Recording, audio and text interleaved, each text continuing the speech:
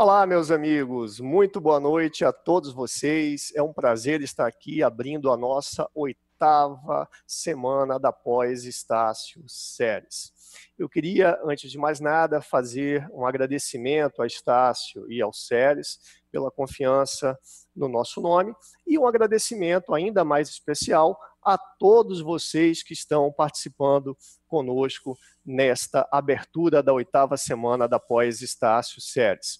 Eu quero saudar a todos vocês, já consigo ver aqui no nosso estúdio interativo muitos dos nossos participantes. Vejo, por exemplo, o Éder Sander. Tudo bem, Éder? Boa noite para você, boa noite para a Karina Tavares, boa noite para a Fernanda Santos, boa noite para a Isadora Cunha, boa noite para o Imauri de Brasília, boa noite para a Fernanda Santos, boa noite para todos vocês que nos acompanham, e vejo que temos muitos queridos amigos aqui que ainda não estão com suas câmeras abertas. Peço para aqueles que puderem abrirem as câmeras para que a gente possa interagir com todos vocês. Bom, para aqueles que ainda não me conhecem, eu sou o professor Robério Nunes dos Anjos Filho, eu sou mestre em Direito pela Universidade Federal da Bahia e doutor em Direito pela USP. Eu fui promotor de Justiça no estado da Bahia e sou membro do Ministério Público Federal desde 1995. Atualmente, sou procurador regional da República na 3ª Região. Sou professor de Direito Constitucional desde 1992 e tenho o prazer de coordenar aqui na Estácio no Seres, na nossa pós-graduação, a pós-graduação em Direito Público, com meus queridos amigos, os professores Matheus Carvalho e Eduardo Sabag, e também a pós-graduação em Direito Constitucional, com minha queridíssima amiga, a professora Flávia Bahia, e a pós-graduação em Direito Administrativo, com meu amigo professor Matheus Carvalho. Bom, este nosso encontro, nossa primeira palestra da Semana da Pós, terá como tema central o Supremo Tribunal Federal e o artigo 5210 da Constituição, a participação do Senado Federal no controle difuso de constitucionalidade. E conosco, eu tenho a honra de receber virtualmente aqui um querido amigo, professor de nossa pós-graduação em Direito Público e também da pós-graduação de Constitucional e de Administrativo, o professor Walter Cláudio Rotenburg. O professor Walter é doutor em Direito do Estado e mestre em Direito Público pela Universidade Federal do Paraná, é pós-graduado em Direito Constitucional pela Universidade de Paris II, é professor da Instituição Toledo de Ensino e da nossa pós-graduação também, é também colega meu de Procuradoria Regional da República, é autor de vários livros inclusive que nós utilizamos na nossa pós-graduação, livros como Direitos Fundamentais, Direito Constitucional, Inconstitucionalidade por Omissão e Troca de Sujeito, Princípios Constitucionais e a Pessoa Jurídica Criminosa. Além disso, é autor de diversos capítulos e artigos e tem atuação na área do direito constitucional, dos direitos fundamentais, do controle de constitucionalidade, da teoria geral do direito, do Ministério Público, dos povos e comunidades tradicionais, do meio ambiente, do patrimônio histórico e também no direito previdenciário. Então, professor Walter, lhe dou desde logo as boas-vindas, boa noite, seja bem-vindo aqui. Tenho certeza que eu e os nossos queridos alunos que nos assistem estão muito felizes pela sua presença e, desde logo, queria que você falasse alguma coisa para a gente de como você vê este tema da participação do Senado no controle difuso e depois a gente vai conversando, vai batendo um papo descontraído sobre esse assunto. Boa noite a todos, boa noite, Robério, cara simpático, falou tantas coisas bonitas, algumas até mentirosas a nosso respeito, mas quero dizer que, sem dúvida, é assim muito bacana e, ao mesmo tempo, muito chique iniciar um diálogo no ambiente acadêmico patrocinado pelo professor Robério, falando de um tema tão interessante quanto é esse do complexo sistema de controle de constitucionalidade brasileiro e o tempero adicional que o artigo 5210 traz nesse caldeirão, que é o nosso sistema de controle de constitucionalidade. O artigo 5210, ele merecia constar de um verdadeiro museu de curiosidades constitucionais. Não me ocorre que qualquer outro lugar do mundo tenha uma configuração tão peculiar, tão interessante quanto essa trazida pelo artigo 52(10) da Constituição. Não sei se as pessoas já deram uma olhadinha com carinho, já leram esse curioso dispositivo constitucional. Costumo falar que, ao lado da jabuticaba e ao lado do pão de queijo, o artigo 52(10) da Constituição brasileira é algo nosso genuíno, não existe em nenhum outro lugar do planeta. E, assim, em rápidas pinceladas, o que ele sugere, o que ele propõe, esse tal artigo 52(10) da Constituição.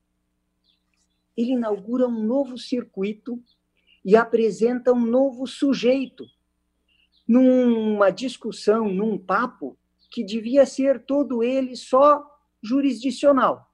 Afinal de contas, estamos a falar de controle de constitucionalidade. Estamos a falar de uma problemática, de um raciocínio que é estritamente jurídico. Vamos verificar se as normas estão ou não estão de acordo com a Constituição.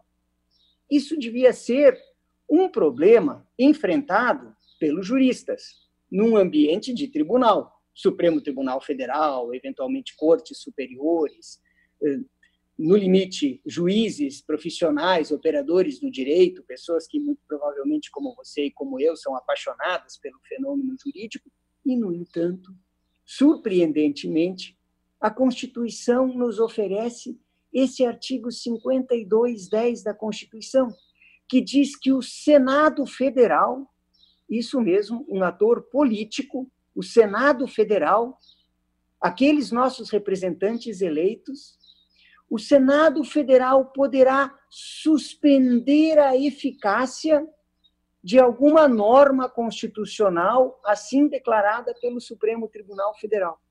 Não sei se você percebe, eu não deixo de ficar assim atônito cada vez que me ocorre isso, que eles convidam um ator político, o Senado Federal, para dar o seu pitaco numa discussão que foi travada no ambiente do Supremo Tribunal Federal. O Supremo Tribunal Federal já declarou a inconstitucionalidade de um dispositivo e o Senado Federal, então, ingressa nesse circuito para, se achar conveniente, poder estender os efeitos dessa decisão e suspender os efeitos daquela lei declarada inconstitucional pelo Supremo Tribunal Federal. A nossa perplexidade tem alguma razão, porque, inegavelmente, essa é uma apreciação jurídica, no limite de uma apreciação técnica sobre controle de constitucionalidade. Por outro lado, nós não podemos esquecer também que, ao convidar o Senado Federal para se inserir nesse circuito, nós estamos abrindo um espaço para uma apreciação fortemente, marcadamente política, e pronto. O problema está com os seus contornos definidos. Nós temos um artigo que oferece uma situação limítrofe entre o jurídico e o político. Está aí toda a sua complexidade. Precisaríamos destrinchar um pouquinho esse mistério, né?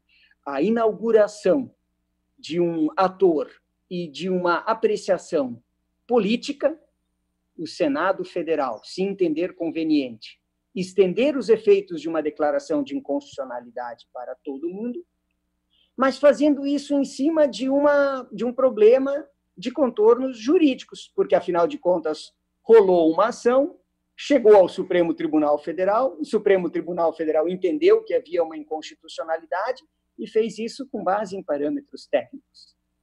Direito e política, atores jurídicos e atores políticos, estão dados todos os elementos que oferecem essa complexidade toda. Enfim, essa era a primeira palavra. Robério, você gostaria de, a essas alturas, acrescentar alguma coisa?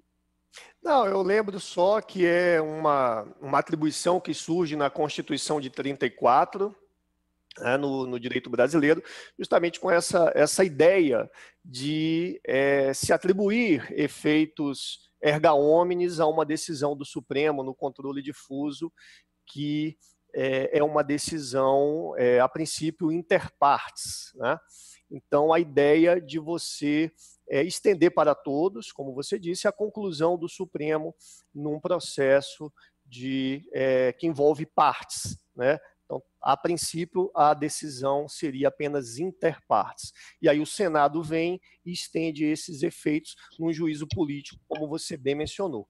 E é uma atribuição que está presente desde a Constituição de 34 e que terminou atravessando as ordens constitucionais ulteriores e também sendo aperfeiçoada na jurisprudência do Supremo Tribunal Federal, dando ensejo a algumas discussões interessantes. Por exemplo, o Senado é obrigado a cumprir, a suspender a execução, ou ele tem discricionariedade, né? Quais são os efeitos dessa suspensão? São ex nunc ou ex tunc? E também se ela se aplicaria ao controle abstrato, né? O controle abstrato surge sob a égide da emenda Constitucional 16 de 1965, a Constituição de 46, e aí, no primeiro instante, o sistema não sabe se essa participação do Senado iria se aplicar também ao controle abstrato, até que o Supremo vai decidir em 77, né, num processo administrativo lá, que no controle abstrato não se trata de uma situação que seja necessária a participação do Senado, a decisão do Supremo já seria suficiente por si só, né? E nós chegamos em 88 com este quadro, a maioria da doutrina entendendo que é uma faculdade do Senado, o Senado atua com discricionariedade, a maioria entendendo que os efeitos são ex nunc, e aí nós temos a novidade, não é, Walter, que surgiu agora no final do ano passado, que eu queria que você introduzisse aqueles que estão aqui, a Karina Tavares, Secone, tudo bom, Karina? Está nos assistindo, a Gemima, também um abraço para você, Gemima, ao Alexandre Oliveira, ao Eder Sander, ao Luan William, Vanessa, alô aí para vocês, o Eric, a Isadora Cunha, o Helder Correia, o André Porto, o Lucas, o Alexandre Oliveira, a Fernanda Santos, o Eder Sander, enfim, todos os nossos amigos que estão nos assistindo aqui, a Helena. Queria que você introduzisse para os nossos amigos aqui qual foi essa novidade que surgiu no panorama do Supremo Tribunal Federal no final do ano passado. Uau. Você ter feito esse resgate histórico, porque a maioria das pessoas com quem eu converso, ela diz assim, mas, poxa vida, o Supremo Tribunal Federal declara a inconstitucionalidade, isso não devia valer para todo mundo? A lei não foi expulsa do mundo jurídico? A lei não foi declarada inconstitucional? Que sentido tem isso do Senado Federal suspender os efeitos de uma declaração de inconstitucionalidade do Supremo, se o que o Supremo disse já vale para Deus e todo mundo, já tem uma eficácia universal, como se costuma dizer em latim, uma eficácia erga omnes. E aí a importância desse seu resgate histórico, porque o artigo 52.10, ele só teria sentido no ambiente de controle difuso de constitucionalidade, não no mundo das ações diretas, aquele mundo com o qual nós estamos mais acostumados. No mundo das ações diretas, já é natural que os efeitos sejam para todo mundo. O Supremo Tribunal Federal disse alguma coisa e essa coisa vale e pronto. Então, talvez assim, simplificando um pouco as coisas, a primeira impressão que fica, e é uma impressão correta, é no sentido de que o artigo 52.10 não é compatível com o mundo das ações diretas de inconstitucionalidade, do controle objetivo. Tanto é que o Supremo Tribunal Federal, como disse muito bem o Robério, desde a década de 70 do século passado, o Supremo Tribunal Federal nem avisa mais o Senado quando julga uma ação direta, porque os efeitos dessa ação já são efeitos objetivos, já são efeitos abstratos. O artigo 52.10 da Constituição, ele se reserva para o controle difuso e concreto, para um caso concreto, que pode ter começado nos juízos primeiros, nos tribunais, e chegou ao Supremo Tribunal Federal por uma série de vias processuais, mas assim marcadamente pelo recurso extraordinário. Aí você começa a entender que o artigo 5210 tem algum sentido, porque apesar de ter sido o Supremo Tribunal Federal, e apesar de ter ele entendido que uma norma é inconstitucional, isso só valia para aquele caso, entre aquelas partes. Aí sim, tem sentido o Senado Federal ingressar no circuito e estender, se entender conveniente, estender essa decisão do Supremo para todo mundo, também com eficácia erga omnes. Portanto, o artigo 5210 da Constituição, em princípio, só tem sentido no controle difuso de constitucionalidade, quando o Supremo Tribunal Federal decidiu um caso concreto, que só vale entre aquelas partes. Pois é, mas o Robério disse bem que rolaram aí uns probleminhas nos últimos tempos que fizeram com que essa questão, que é uma questão mais ou menos tranquila, mais ou menos tradicional da nossa discussão constitucional, que ela se sofisticasse e que hoje ela suscitasse alguma reflexão, porque parece que as coisas ainda não estão muito bem definidas.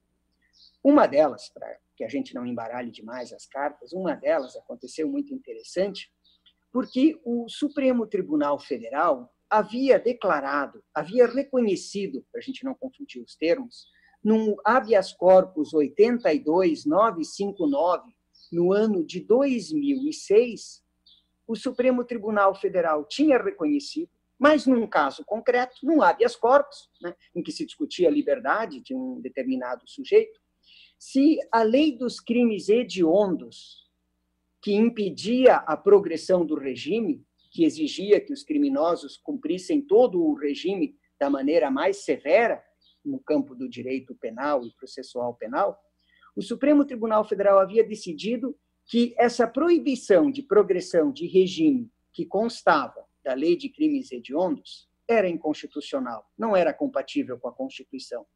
Porque a Constituição assegura a individualização da pena, porque a partir de uma leitura da individualização da pena a gente pode sustentar a humanidade, o cabimento da progressão. O Supremo Tribunal Federal disse assim, tudo bem que existem crimes hediondos, tudo bem que uma lei pode explicitar quais são e como será o processo no caso dos crimes hediondos, mas quando a lei diz que nos crimes hediondos não poderá haver progressão no regime de cumprimento da pena, isso é inconstitucional.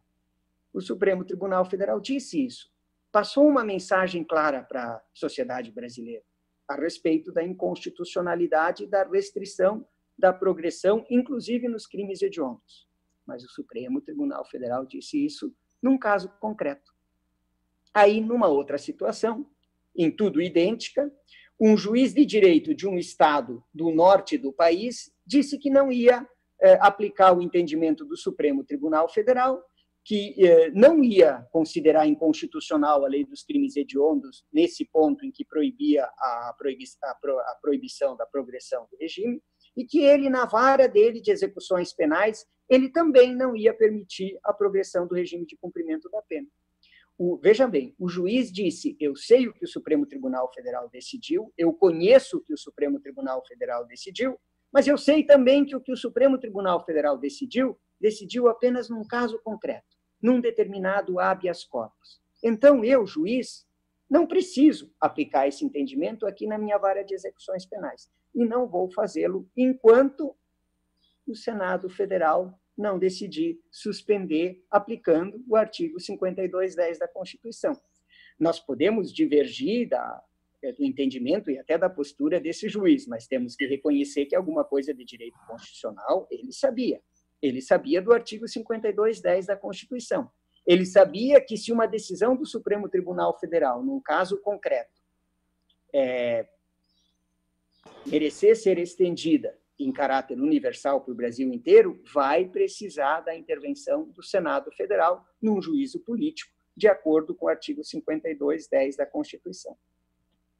A Defensoria Pública, tomando as dores legitimamente, né, de acordo com a sua posição institucional, a Defensoria Pública, tomando as dores desses apenados que não podiam ter a progressão do regime lá naquele estado do norte do país, porque aquele juiz teve esse entendimento restritivo, a Defensoria Pública entrou com uma reclamação no Supremo Tribunal Federal, dizendo: Supremo Tribunal Federal, vocês decidiram uma questão, essa mensagem de vocês é uma mensagem muito clara, mas eu preciso dizer que tem um juiz aqui que não está aplicando o entendimento de vocês, Supremo Tribunal Federal. Enfim, você dirá, bom, o artigo 52.10, de alguma forma, dá a resposta para isso. Mas você haverá de reconhecer também que nós temos, assim, no limite, um certo desconforto, porque o Supremo Tribunal Federal tomou uma decisão e um juiz se negou a reproduzir o que o Supremo Tribunal Federal decidiu, embora fossem, digamos assim, não fosse o mesmo caso, mas fosse a mesma situação.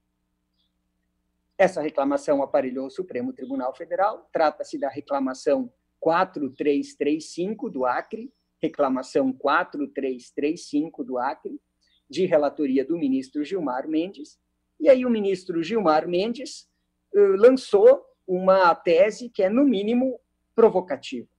Ele disse assim, que realmente não dá, que a essas alturas, com as informações todas que nós temos, nós precisamos privilegiar a racionalidade do sistema, e que se o Supremo Tribunal Federal já disse que uma determinada norma não é compatível com a Constituição, essa postura do Supremo Tribunal Federal tem que ser respeitada e reproduzida em toda a cadeia do Poder Judiciário. O ministro Gilmar Mendes sugeriu, então, que o artigo 52.10 da Constituição sofresse uma outra leitura, uma releitura. Diz ele que o artigo 52.10 da Constituição sofreu uma mutação constitucional, que nós não podemos mais ficar a interpretá-lo da mesma maneira como ele foi concebido em 1934. Que hoje, o artigo 52.10, ele não poderia mais significar que as decisões do Supremo Tribunal Federal não devessem ser respeitadas por todo o Judiciário. Que a extensão dos efeitos de uma decisão do Supremo, ainda que num caso concreto, não pode ficar dependendo do Senado Federal. Que, no fundo, ao Senado Federal nada mais caberia do que uma espécie de função de registro. Ele pode registrar uma decisão do Supremo Tribunal Federal. Mas essa decisão do Supremo Tribunal Federal já deve valer, ainda que tomada no controle difuso, ainda que valendo para um caso concreto, ela já deveria poder ser estendida para todo mundo.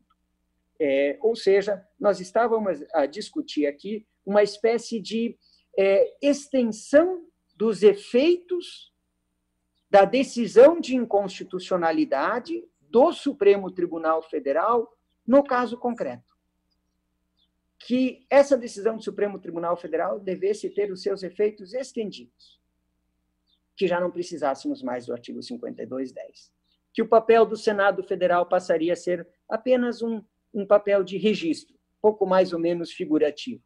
Se me permitem, simplificando um pouco as coisas, que o artigo 52.10 sofreu um processo de mutação constitucional que praticamente lhe tirou a força, né? Lhe tirou a utilidade, que ele melhor ficaria justamente no campo da museologia constitucional, enfim, uma desconsideração do artigo 52.10 da Constituição pelo que ele tem sido até agora e pelo que ele viria a ser no futuro. Essa foi a tese provocativa do ministro Gilmar Mendes. Essa reclamação demorou um tempinho para o seu processo ser finalizado.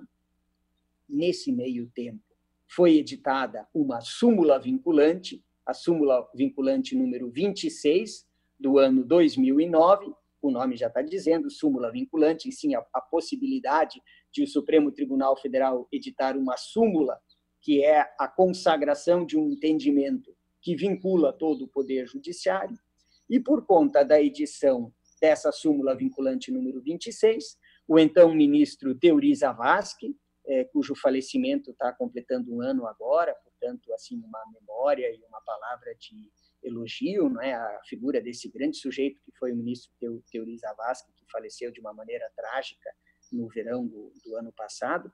O ministro Teori Zavascki disse, olha,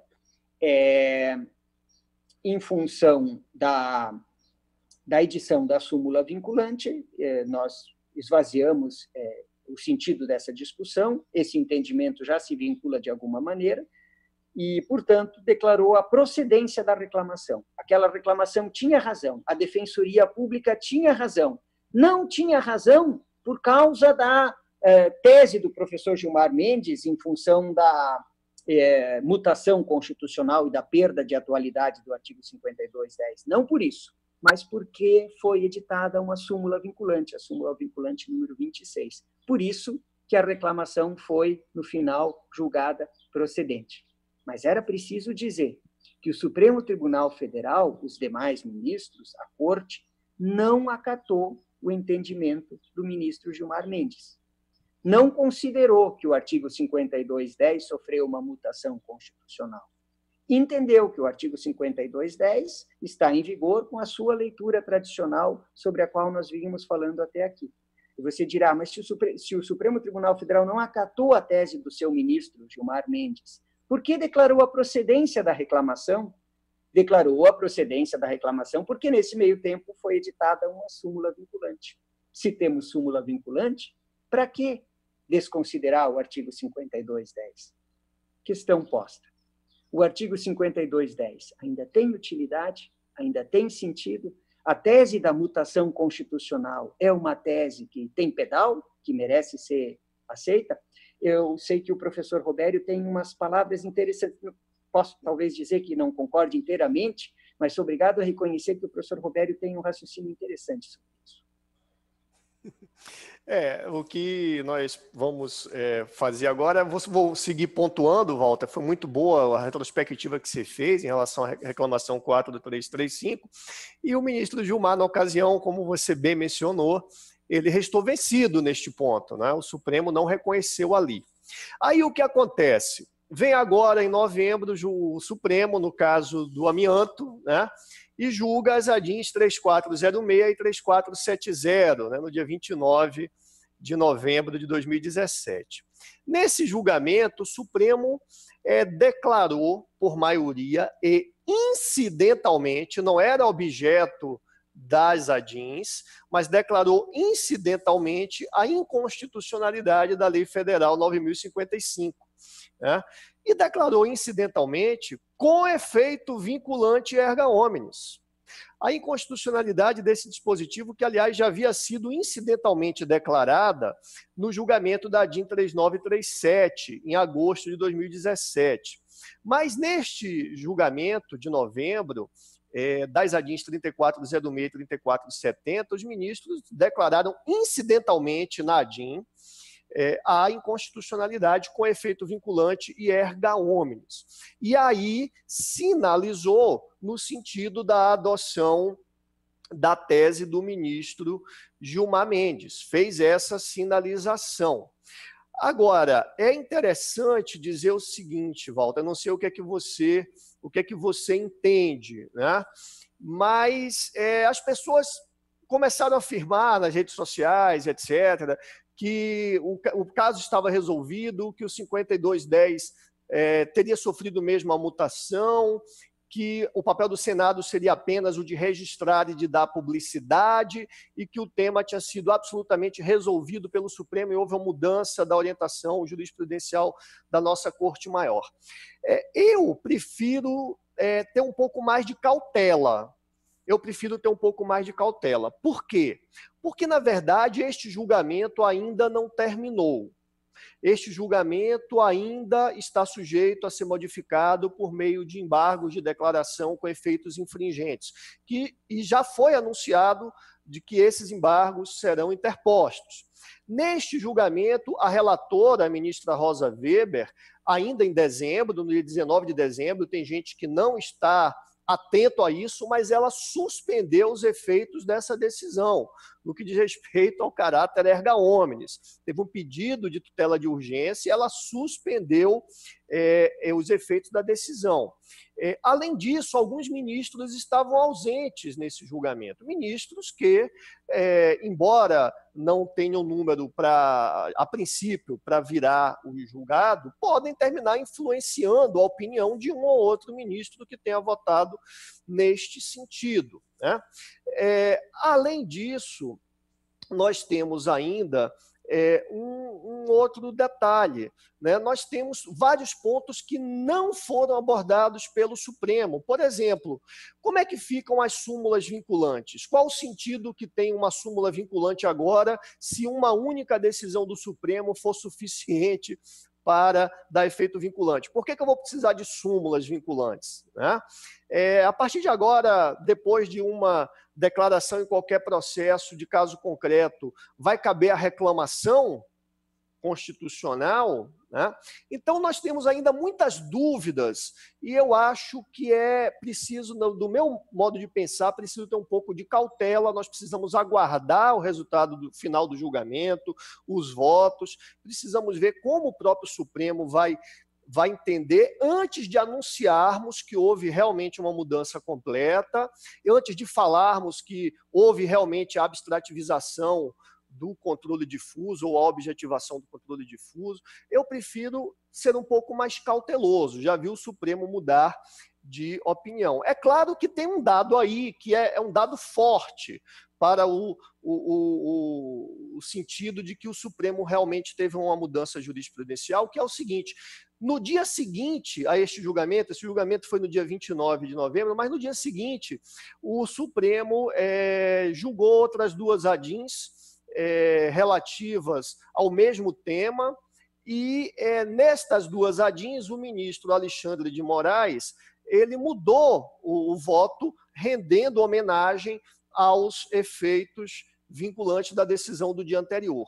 Só que tem mais um detalhe, pessoal. Vamos lembrar, talvez seja isso que o professor Walter tenha feito a referência, e eu quero aqui agora, no final dessa minha intervenção, chegar a esse ponto. Vamos lembrar o seguinte: apesar de todo o discurso que foi feito, a decisão do Supremo que nós estamos comentando aqui foi tomada em sede de ADIM, ok? Ainda que com declaração incidental de controle de constitucionalidade de uma norma que não era objeto da ação, mas foi em ADIM. Talvez o Supremo pudesse ter feito esse caminho por uma outra rota. Talvez o Supremo pudesse ter feito esse caminho para chegar a esse resultado prático pela rota da flexibilização do princípio da adstrição ao pedido da ADIM, como faz no arrastamento, né? Mas escolheu esse caminho. Mas é um caminho que resultou numa decisão em ADIM, em processo de controle concentrado, que já tem esses efeitos erga omnes e vinculantes. Então, para mim, a situação ainda não está perfeitamente clara. Mas o que é que você acha, professor Walter, dessas considerações? Você está com o áudio fechado, né? Opa, agora sim. Eu acho, professor Robério, que as pessoas têm muita sorte de ter um professor como você, porque além de ser um cara simpático, que sabe das coisas, com absoluta atualidade. Quer dizer, você refere aqui uma decisão do dia 19 de dezembro, quando nós já estávamos fazendo Amigo Secreto, você ainda estava pesquisando informações de direito constitucional. É muito legal isso. Ano que vem eu quero pegar você como amigo secreto. Mas era preciso, talvez, pontuar as coisas. Nós tínhamos aqui, até agora, falado sobre uma questão que eu acho que é mais complexa, mais polêmica e menos atual, que é a do artigo 52(10) da Constituição. Agora, esqueçamos um pouquinho isso e entremos nessa discussão que você propõe. Agora, nós não estamos mais no mundo antigo do controle difuso, mas nós estamos no mundo das ações diretas. E, como se sabe, o Brasil participava de uma discussão que era uma discussão que acontecia no mundo inteiro, que era saber se um determinado produto, utilizado muito na indústria, em telhas e tal, o amianto, se esse produto deveria ou não deveria ser proibido. Porque, segundo vários estudos, várias perspectivas, o amianto é um produto perigosíssimo, que causa um prejuízo muito grande para a saúde, especialmente em nível pulmonar, né? Chegando, inclusive, a formas de câncer, se eu não estiver equivocado nas minhas informações. O mundo inteiro se preocupa com amianto e há legislações de diversos países muito restritivas. Claro que há discussões técnicas sobre vários tipos de amianto, que alguns tipos de amianto seriam menos prejudiciais e os outros induvidosamente prejudiciais já teriam sido banidos, mas nós estamos a discutir aqui uma questão muito importante para a saúde humana, muito com reflexos econômicos na indústria e tal, que é esse papo aí de saber se a gente devia ou não devia proibir o amianto. E o Brasil tem uma legislação federal que não proíbe, que permite a utilização de um certo tipo de amianto. Todavia, vários estados da federação também editaram leis locais mais restritivas, proibindo a produção, a comercialização, o transporte do amianto no seu território. O quadro, então, era esse. Nós tínhamos uma legislação federal que permitia e alguns ensaios de legislação estadual que proibia a produção, comercialização, etc., do amianto. Em algumas oportunidades, o Supremo Tribunal Federal, no controle objetivo e abstrato, em ações diretas, com base numa jurisprudência tradicional, dizia que as leis estaduais eram inconstitucionais, porque essa era uma competência legislativa da União, porque se tratava de estabelecer normas gerais e sobre comércio. E não tinha muito sentido no Brasil você permitir que o comércio sofresse restrições num lugar e não sofresse no outro. Portanto, havia assim uma compreensão mais ou menos aceita de que a competência aqui era da União, e que os estados não tinham que meter o seu bedelho. E a União tinha uma legislação permissiva com relação ao amianto. O Supremo Tribunal Federal, portanto, metia o pau nessa legislação estadual que restringia o amianto. Até que, na ADIM 3937, que examinava uma legislação do Estado do Rio de Janeiro, o Supremo Tribunal Federal fez uma coisa assim muito, muito interessante, cara, meio louca, assim, interessante, que foi a partir de uma manifestação do então ministro, não é mais ministro, professor, autor de livros, ministro Eros Grau. O ministro Eros Grau, ele disse assim, olha, o Estado tinha editado, era mais um caso de um Estado que tinha legislado de forma restritiva em relação ao amianto. Um caso parecido com outros que o Supremo já tinha julgado, só que era uma nova lei, era uma nova ADIM. Aí o ministro Eros Grau, ele disse o seguinte, olha, nós temos leis estaduais aqui que são mais protetivas do ambiente e são mais protetivas da saúde. Eu não acho, dizia o ministro Eros Grau, que os estados estejam impedidos de editar uma legislação no campo concorrente que seja melhor para a saúde humana. O que eu acho é que a lei nacional, a lei brasileira, a lei federal, é que é inconstitucional. Aquela lei que tinha sido editada e que era permissiva no Brasil inteiro. Então, o ministro Eros Grau, de uma forma assim, muito interessante, criativa, o ministro Eros Grau ele deslocou o foco. Ele disse o seguinte, a gente está perguntando se essa lei estadual que proíbe o amianto é inconstitucional, porque ela não combina com uma divisão de competências que atribui à União a legislação sobre isso. Só que a lei que tem da União é que é inconstitucional, porque não protege bem a saúde, etc., etc. Então, o ministro Eros Grau ele propôs que aquela ADIM contra a lei estadual fosse julgada improcedente, dizendo que a lei estadual não era incompatível com a Constituição, que a lei estadual era boa, revertendo a jurisprudência do Supremo até então, que era em sentido contrário, e dizendo, olha, nós temos que declarar a inconstitucionalidade da lei federal, porque a lei federal permite o amianto que faz mal para a saúde. Enfim, esse é o estado das coisas. O Supremo Tribunal Federal recebe para julgar uma ADIM contra uma lei estadual, e nessa ADIM ele declara a inconstitucionalidade da lei federal sobre normas gerais. Ele faz uma ampliação do objeto da declaração de inconstitucionalidade. E se você for um observador atento, você fará ligações com aquela discussão da reclamação, em que nós também estendemos os efeitos de uma decisão, para essa discussão agora muito atual, a que o Robério se referiu, em que o Supremo Tribunal Federal também estende, na verdade, não apenas os efeitos, mas ele estende até o objeto da declaração de inconstitucionalidade.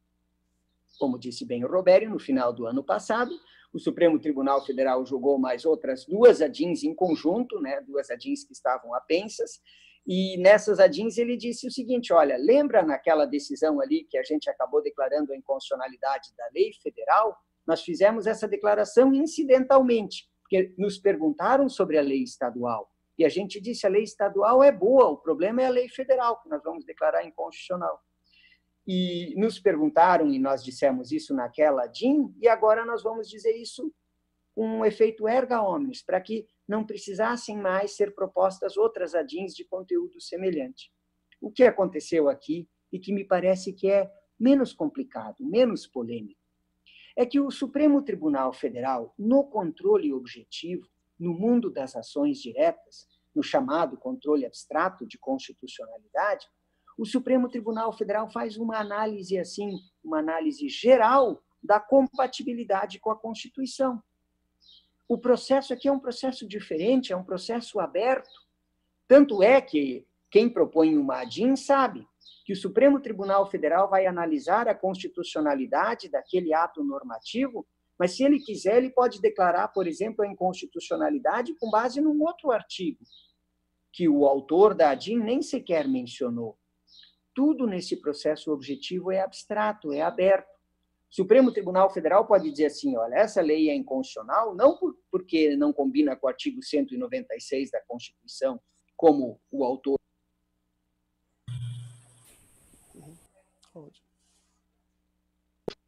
Nesse processo das ações diretas, nós temos uma abertura quanto ao fundamento. O Supremo Tribunal Federal pode invocar outro fundamento. O que eu sustento, reconheço e acho que não é nenhuma heresia, o Supremo Tribunal Federal também poderia acabar declarando a inconstitucionalidade geral de outras normas que acabam tendo que ser discutidas no processo. Às vezes não acontece do Supremo Tribunal Federal ter que se manifestar sobre a inconstitucionalidade de um artigo e acabar declarando a inconstitucionalidade do seu parágrafo também, por uma razão lógica, ele amplia o objeto do que ele declara inconstitucional. Quer ver uma outra situação que também é conhecida do controle das ações diretas? É quando o Supremo Tribunal Federal declara a inconstitucionalidade de uma norma e deveria voltar a viger a norma anterior, que tinha sido revogada, mas essa norma anterior é pior ainda. E o Supremo Tribunal Federal precisa dizer, olha, eu não posso declarar uma inconstitucionalidade e permitir que uma norma anterior, que ainda seja mais incompatível com a Constituição, se é que é possível fazer essa gradação, que ela volte a viger, volte a estar em vigor. Pensa bem, o Supremo Tribunal Federal foi analisar se aquela lei estadual que proibia, que restringia o amianto, era compatível com a Constituição.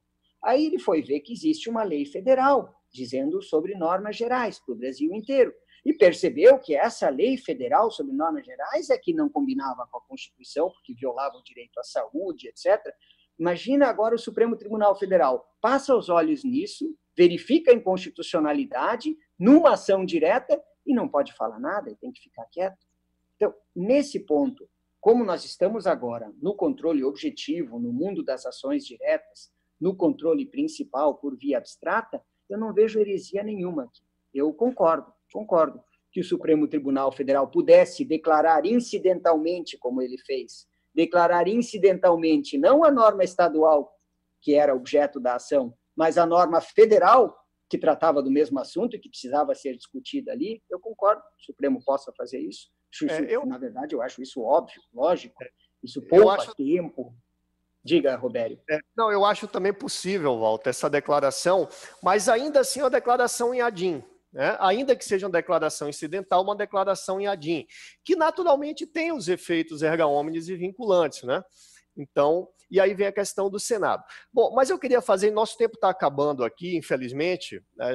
Esse tema nos leva a muitas provocações, mas eu queria fazer mais 3 provocações aqui para os nossos convidados aqui, para o André Porto, para a Kênia Taquari, para a Karina, novamente, que está nos assistindo, a Karina Tavares, a Fernanda Santos, o Walter, o Alexandre Oliveira, enfim, para todos vocês que nos assistem.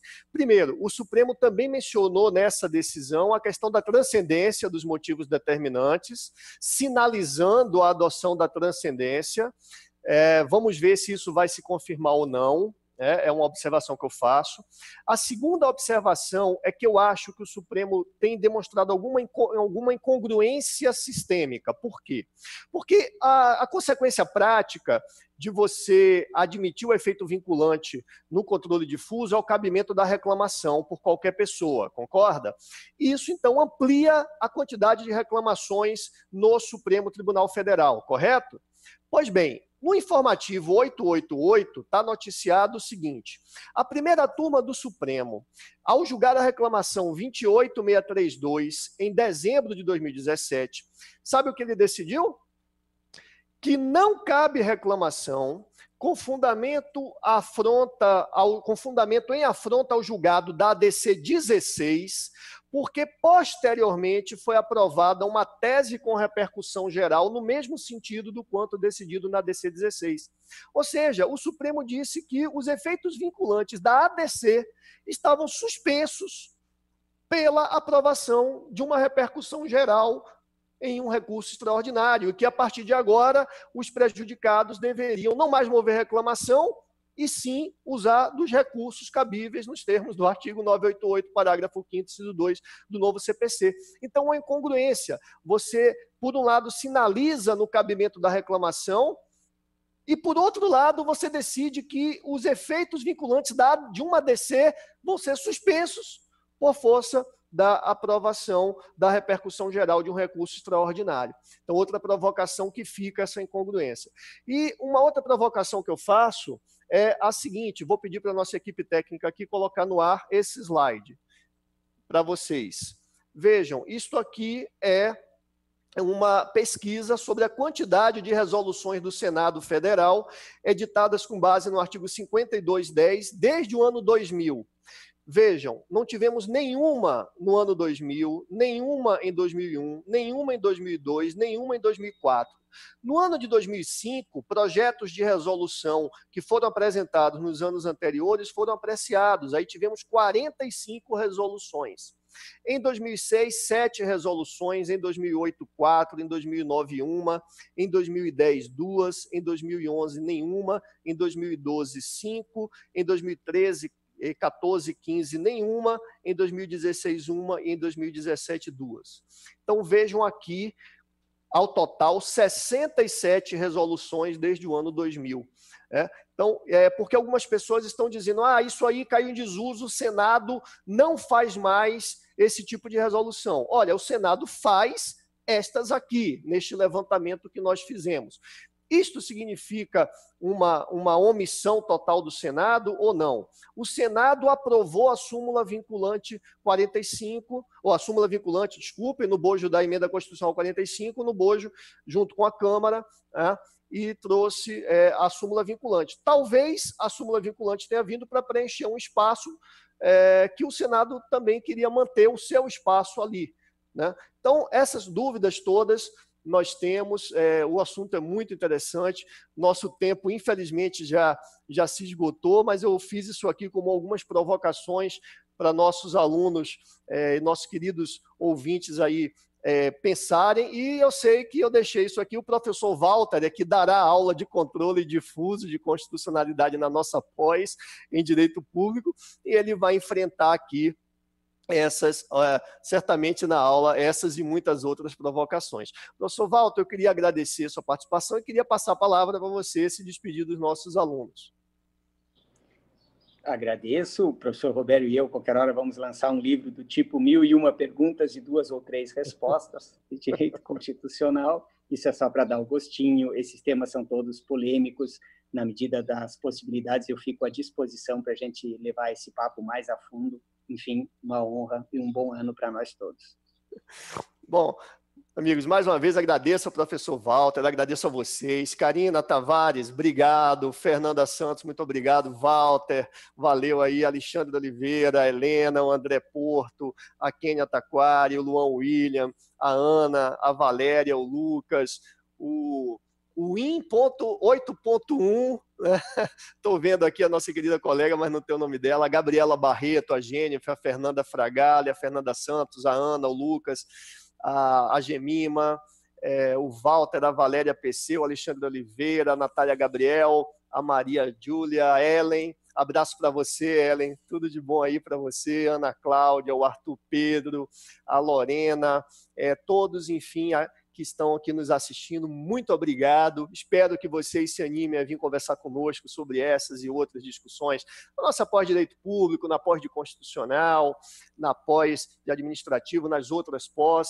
Viu, Ana Cláudia, você que está aí nos assistindo, Aninha, um abraço para você, se anime, Ellen também, Fernandinha Santos, muito obrigado pela audiência de todos vocês e não percam o prosseguimento da nossa 8ª semana da pós-graduação Estácio Ceres. Muito boa noite, espero revê-los em breve.